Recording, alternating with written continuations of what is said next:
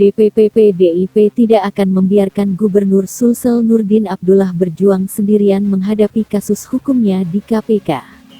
DPP PDIP akan menyiapkan bantuan hukum jika diperlukan.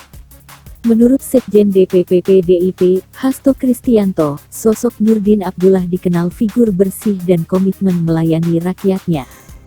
Sosok Nurdin Abdullah sebagai figur yang baik sehingga PDIP tidak akan membiarkannya sendirian. DPP PDIP juga mencermati kasus yang menjerat guru besar Universitas Hasanuddin Makassar ini. Menurut Hasto, Nurdin Abdullah orang baik dan dekat dengan Wong Cilik. Sudah dibuktikan bertahun-tahun sejak menjabat bupati di Bantaeng hingga jadi gubernur.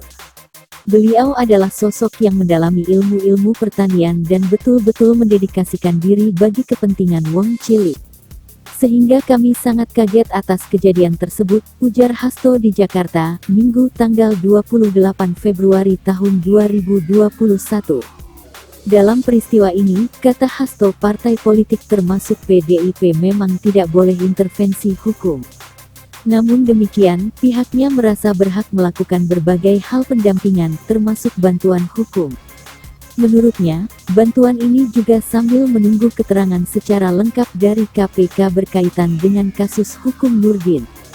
Tetapi pada prinsipnya melihat kepemimpinan beliau, masukan yang diberikan dari jajaran DPD PDI Perjuangan Sulawesi Selatan agar partai memberikan advokasi.